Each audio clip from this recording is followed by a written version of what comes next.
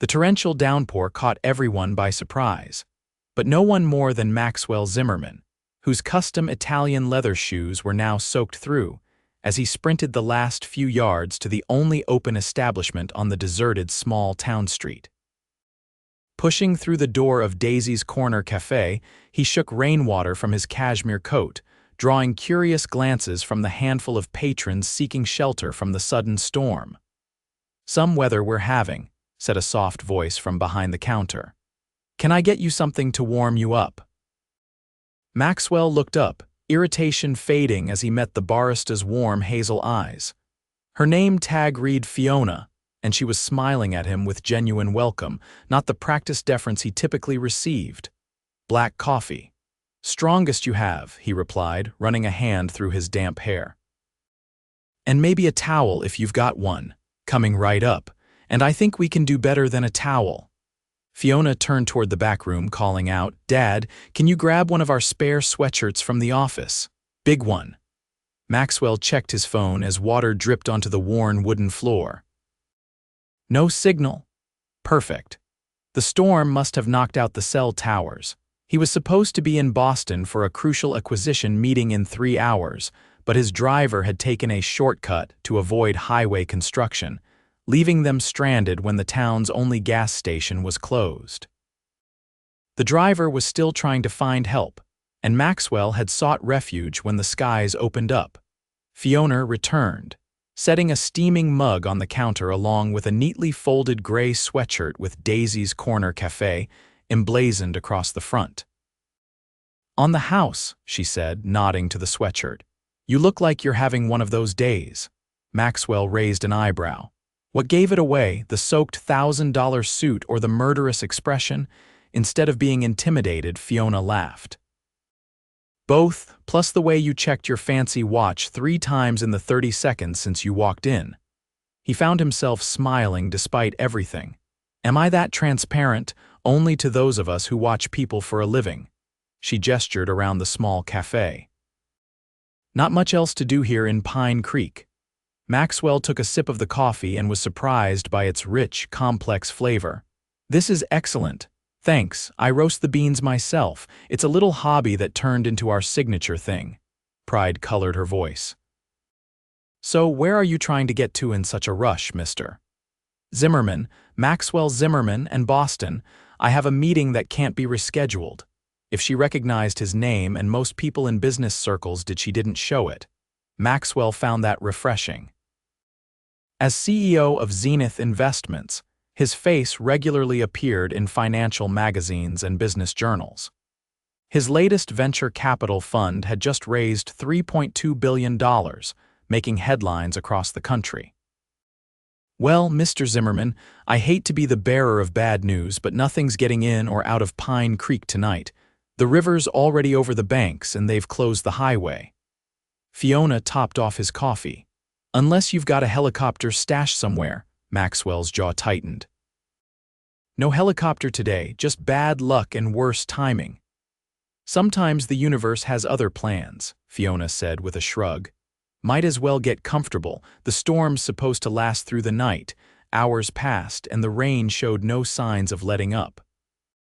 The few other customers had departed when there was a brief break in the downpour, leaving Maxwell alone with Fiona and her father, Frank Davis, a jovial man with the same hazel eyes as his daughter. "You're welcome to our spare room upstairs," Frank offered as he wiped down tables. "Nothing fancy, but it's clean and dry." "I couldn't impose," Maxwell protested, though his options were limited. The town had no hotel and his driver had found shelter with a local family. "It's no imposition," Fiona assured him. "Dad and I live above the cafe." The spare room was going to be a vacation rental, but we never got around to listing it. It's just sitting there empty. Maxwell hesitated. He was used to 5-star hotels and penthouse suites, not small-town hospitality from strangers. But as the thunder crashed outside and rain pounded against the windows, he relented. "I appreciate it. I'll compensate you, of course." Frank waved him off. "We don't need your money, just good company and maybe a hand carrying these flour sacks upstairs before we close up." That's how Maxwell Zimmerman, who managed billions in assets and commanded boardrooms with a single look, found himself hauling flour and sugar up a narrow staircase in a borrowed sweatshirt, following a barista who hummed softly as she led the way. The apartment above Daisy's Corner Café was modest but charming. Family photos lined the hallway, and hand-crocheted throws adorned mismatched furniture. It felt more like a home than Maxwell's sprawling, professionally decorated Manhattan penthouse ever had. "Bathrooms there," Fiona pointed, "kitchen's through there, and this is your room." She pushed open a door to reveal a small but cozy space with a double bed, dresser, and window overlooking the stormy Main Street.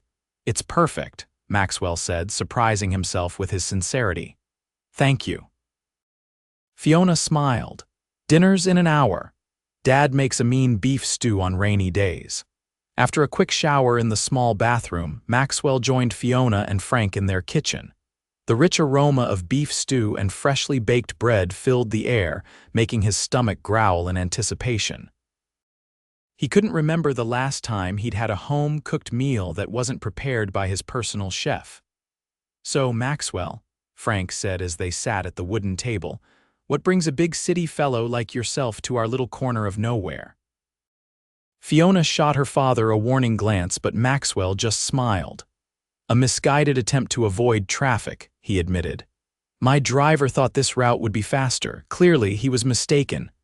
"Where were you coming from?" Fiona asked, passing him a basket of warm bread. "A manufacturing facility in Portland. I was considering an investment." "What kind of manufacturing?" Frank inquired. Maxwell hesitated.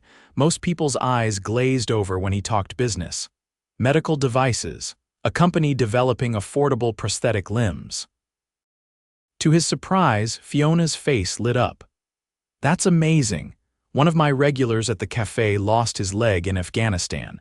The prosthetics he can afford are terrible, and the good ones cost more than a car." The conversation flowed easily from there, touching on healthcare accessibility, small business challenges, and eventually personal stories. Maxwell found himself sharing anecdotes from his childhood that he rarely discussed, even with close friends. "So you grew up in Chicago?" Fiona asked, refilling his water glass. "South Side. My mother worked 3 jobs to keep a roof over our heads after my father left." Maxwell rarely discussed his humble beginnings, preferring the polished image his PR team had crafted. "Business school was my ticket out." "And now you're stuck in Pine Creek," Frank chuckled. "Life has a sense of humor." Later that night, lying in the unfamiliar bed, Maxwell stared at the ceiling, listening to the rain. He should have been furious about missing his meeting, but instead felt strangely at peace. He picked up his phone, still no service, and set his alarm anyway, hoping the roads would be clear by morning. When he woke, sunlight was streaming through the curtains. The storm had passed, but Maxwell's plans had already been derailed. Checking his watch, he realized it was past 9. He'd already missed his meeting. Strangely, he didn't feel the usual rush of anxiety. The smell of coffee and something sweet drifted under his door, luring him to the kitchen. Fiona stood at the stove, flipping pancakes, her hair twisted into a messy bun. She looked up when he entered. "Morning, sleepyhead. Coffee's ready." "Why didn't you wake me?" Maxwell asked, though without the edge his assistants would have expected. "You were sleeping so soundly, and your phone was buzzing like crazy when the service came back on. Figured you needed the rest." She slid a plate of blueberry pancakes toward him. "Besides, Dad went to check the roads. The bridge is still underwater. No one's getting to Boston today." Maxwell should have been frustrated, but instead felt a strange relief. "I guess I'm your guest for another day then." Fiona smiled. "Lucky us, now eat up. If you're staying, you're helping at the cafe. We're short-staffed and the whole town will be coming in for post-storm coffee." "I haven't worked food service since college," Maxwell warned. "It's like riding a bike," Fiona assured him. "A bike surrounded by caffeine-deprived locals." The day that followed was unlike any in Maxwell's recent memory. He traded his salvaged dress shirt for another Café sweatshirt and spent hours washing dishes, carrying supplies, and eventually, under Fiona's patient guidance, learning to operate the espresso machine. "Not bad for a billionaire," she commented casually after he successfully crafted his first latte. Maxwell nearly dropped the cup. "You know who I am?" Fiona shrugged. "I Googled you this morning when the internet came back. Zenith Investments, right? Your face was on Forbes last month. And you still put me to work washing dishes." "Money doesn't mean much here," she said simply. "But an extra pair of hands during the post-storm rush, that's priceless."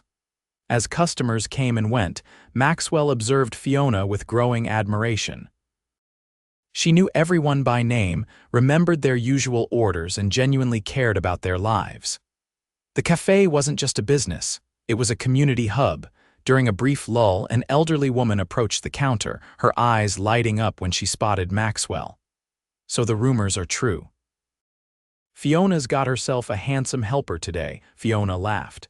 "Mrs. Peterson, this is Maxwell. He's stranded here because of the storm." "Well, isn't that a stroke of luck?" Mrs. Peterson winked at Fiona. "About time you had someone interesting come through town." Maxwell felt his cheeks warm, an unfamiliar sensation.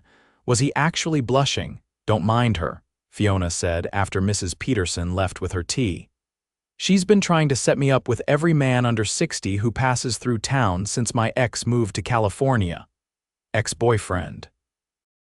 Maxwell found himself asking. Ex-fiancé, Fiona corrected. "He got a job offer in Silicon Valley 3 years ago, wanted me to sell the café and follow him. I couldn't leave this place or my dad." "So you chose the café over love?" Fiona's expression turned thoughtful. "I chose the right kind of love, the kind that doesn't ask you to be less than who you are," she smiled. "Besides, the timing wasn't right. I believe things happen when they're supposed to." As the day progressed, Maxwell found himself increasingly drawn to Fiona's authenticity and quiet confidence. Unlike the polished, ambitious women he typically dated, she seemed completely comfortable in her own skin, unimpressed by wealth or status. When the café closed, Fiona suggested they take advantage of the clearing weather with a walk around town. Pine Creek was small enough to traverse in under an hour, but Fiona made the journey entertaining with stories about each building and the people who occupied them. "That's where I went to school," she pointed to a brick building. "And that's where I had my first kiss, behind the library when I was 16. "What made you stay?" Maxwell asked. "Someone with your talents could run a coffee shop anywhere." "This is home," she said simply. "Dad needed me after Mom died, and then the café became something special. We're not just selling coffee, we're providing a space where people connect." They ended up at a small park overlooking the river, which had receded considerably but still flowed swift and brown. "The bridge should be passable by tomorrow," Fiona noted, a hint of something like regret in her voice. "That's good news," Maxwell replied automatically, though he felt an unexpected reluctance at the thought of leaving. "Is it?" Fiona looked at him directly. "You don't seem thrilled about getting back to your billion-dollar deals." Maxwell considered her observation. "It's strange. 48 hours ago, missing that meeting seemed like a disaster. Now I'm not so sure it matters." "What does matter then?" Fiona asked quietly. Their eyes met, and Maxwell felt something shift inside him. Without overthinking, he leaned forward and kissed her. To his delight, she kissed him back, her hands gently resting on his chest. When they broke apart, Fiona smiled. "I've never kissed a billionaire before. And I've never kissed someone who didn't know or care about my bank account," he replied honestly. They walked back to the café hand in hand, the connection between them as unexpected as it was undeniable. That evening, Maxwell made several important calls while Fiona and Frank prepared dinner. The acquisition meeting was rescheduled. His assistant was instructed to clear his calendar for the rest of the week, and his legal team was asked to begin due diligence on a potential new investment. Over Frank's homemade lasagna, Maxwell shared his idea. "I'd like to invest in Daisy's Corner Café," he announced. help you expand, maybe open locations in other small towns that need a community gathering place. Frank looked surprised, but Fiona's eyes narrowed. Is that what this is about? Finding a new business opportunity in our little cafe?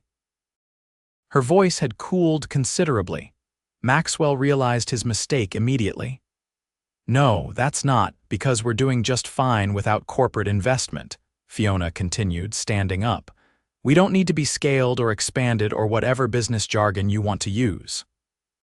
Fiona, I didn't mean. Maxwell tried again, but she was already walking away. I think I'll turn in early. Good night, Dad. Good night, Mr. Zimmerman. The formality stung. Frank gave Maxwell a sympathetic look. She's protective of this place, Frank explained after Fiona had gone. Her mother started the cafe 30 years ago, named it after her favorite flower. I wasn't trying to take over, Maxwell said, feeling uncharacteristically clumsy. I was trying to help, Frank nodded. I know, but Fiona's seen what happens when big money comes to small towns. The hardware store across the street was family-owned for generations until a chain bought them out, then closed the location a year later. Maxwell spent a restless night contemplating his misstep. For someone who negotiated billion-dollar deals without breaking a sweat, he'd badly mishandled this situation. It wasn't about the cafe, it was about Fiona and the connection he felt with her. A connection he might have ruined with his instinct to solve problems with money. In the morning, he found Fiona alone in the cafe kitchen, preparing for opening. She acknowledged him with a nod but continued working silently. I'm sorry, Maxwell said, stepping closer. I didn't mean to insult you or suggest your cafe needs fixing. It's perfect exactly as it is. Fiona's movements slowed, but she didn't look up. Then why offer to invest? Because it's what I know how to do, he admitted. I see something valuable, something that matters, and I want to be part of it. I don't know how to just appreciate something without trying to grow it or improve it. Fiona finally met his eyes. And is that all the cafe is to you, an investment opportunity? No, Maxwell said firmly. The cafe, this town, these past 2 days, they've shown me something I've been missing: connection, community, purpose beyond profit. Fiona's expression softened. And what about me? Am I just part of this charming small town experience? Maxwell took her hand. You're the reason I'm reconsidering everything I thought I knew about what makes a successful life. Her smile returned, warming him from within. Pretty smooth for a guy who tried to buy my cafe on our first date. Was that a date? Maxwell grinned, washing dishes and serving coffee. Not by billionaire standards, I'm sure. Best date I've ever had, he assured her, leaning in for a kiss that she readily returned. The following days established a pattern. Maxwell helped at the cafe in the mornings, worked remotely in the afternoons, and spent evenings with Fiona, exploring the town and getting to know each other better. They discovered shared values beneath their different lifestyles. A commitment to authenticity, a strong work ethic, and a desire to create something meaningful. By the end of the week, when Maxwell's driver finally returned with his repaired car, neither was ready for their time together to end. Come back to New York with me, Maxwell suggested as they stood outside the cafe. Just for a weekend. Let me show you my world. Fiona hesitated. What about the cafe? Dad can handle 2 days, Frank interjected, having overheard from the doorway. Go, have an adventure. 2 weeks later, Fiona found herself stepping into Maxwell's Manhattan penthouse, taking in the floor-to-ceiling windows, minimalist furnishings, and spectacular views. It's beautiful, she said, though she couldn't help adding, but it doesn't feel very lived in. Maxwell laughed. I'm rarely here, usually at the office or traveling. The weekend was a whirlwind of experiences: a Broadway show, dinner at an exclusive restaurant where the chef came out to greet Maxwell personally, and a private tour of a modern art museum after hours. Fiona took it all in with genuine appreciation, but without being overwhelmed by the luxury. At a charity gala on Saturday night, Maxwell proudly introduced Fiona to his business associates, who seemed surprised by his evident happiness. I've never seen him smile so much, one board member commented to Fiona during cocktails. Whatever you're doing, please continue. I'm just being myself, Fiona replied honestly. Later that night, as they walked along the Hudson River, Maxwell turned to her. What did you think of my world? Fiona considered the question carefully. It's exciting and impressive, but also exhausting and a little superficial. Everyone's so focused on status and connections. Instead of being offended, Maxwell nodded. I've been thinking the same thing lately, that meeting I missed. It was for an acquisition that would have made financial sense, but put hundreds of people out of work. Being stranded in Pine Creek made me question if that's the legacy I want. And what legacy do you want? Fiona asked. Maxwell stopped walking and took both her hands in his. One that matters. One that helps people like the customers in your cafe, and… He hesitated, then continued, one that includes you if you'll have me. Maxwell Zimmerman, are you proposing after 2 weeks? Fiona teased, though her heart raced. No, he laughed. But I am suggesting we explore whatever this is between us. It might mean some changes for both of us. Over the following months, those changes took shape. Maxwell restructured his work schedule, delegating more to his executive team and working remotely 3 weeks out of the month. He rented a cottage in Pine Creek, becoming a regular fixture both in town and at the cafe. For her part, Fiona expanded her coffee roasting business, with Maxwell providing business guidance but no financial involvement, a boundary he now respected. Her specialty beans began appearing in upscale grocery stores around the region, creating a sustainable revenue stream beyond the cafe itself. Frank watched their relationship develop with approval, especially when he saw how Maxwell genuinely cared for his daughter without trying to change her or pull her away from her roots. 6 months after the storm that stranded him in Pine Creek, Maxwell invited Fiona to dinner at the riverbank where they'd shared their first kiss. He'd arranged a picnic with her favorite foods from the cafe, complemented by a bottle of champagne. I've been thinking about timing, Maxwell said as they watched the sunset. About how things happen when they're supposed to. Fiona smiled, remembering their early conversation. Like getting stranded in a small town during a storm, exactly. 6 months ago, I was racing through life, accumulating wealth and achievements without really living. Maxwell took her hand. And then I found shelter from a storm and discovered what I'd been missing all along. He reached into his pocket and pulled out a small box. Inside was an engagement ring, elegant but not ostentatious, with a center stone surrounded by tiny daisies. Fiona Davis, meeting you changed everything for me. Will you marry me? Tears glistened in Fiona's eyes. Yes, on one condition. Name it, Maxwell said instantly. We split our time between New York and Pine Creek. I won't give up the cafe, and I won't ask you to completely abandon your business. Deal, Maxwell agreed without hesitation, though I've been thinking about redirecting Zenith's focus. Using our resources to invest in small communities like Pine Creek, preserving what makes them special instead of changing them. Their wedding the following spring was held in the town square of Pine Creek, with every local resident in attendance alongside Maxwell's business associates, who seemed charmed by the small town celebration. The reception took place at Daisy's Corner Café, transformed for the evening with fairy lights and flowers but maintaining its warm, welcoming atmosphere. In the years that followed, Maxwell and Fiona built a life that balanced both their worlds. Zenith Investments established a foundation focused on preserving and revitalizing small-town businesses across America. Daisy's Corner Café remained exactly as it was, though Fiona trained managers to handle operations when she accompanied Maxwell to New York or traveled to evaluate potential foundation projects. They eventually renovated Frank's apartment above the café, creating a spacious family home where they could hear the comforting sounds of the café below and the community outside.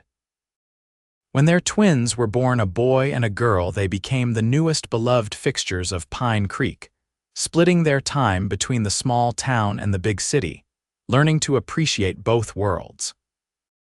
On the 5th anniversary of the storm that brought them together, Maxwell and Fiona sat at a corner table in the café after closing, sharing a piece of Frank's famous apple pie. "Do you ever regret it?" Fiona asked. "Getting stuck here, missing that big meeting. Choosing this life over the one you had?"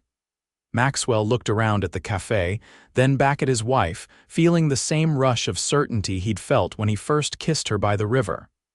"Getting stuck was the luckiest thing that ever happened to me," he said, taking her hand across the table.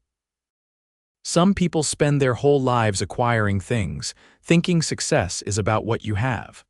But real success is about who you love and how you live. I had to get stranded to find my way home." Outside, rain began to fall, a gentle spring shower, nothing like the storm that had changed their lives. But as they listened to the soft patter against the windows, both silently gave thanks for unexpected weather and the shelter they'd found in each other.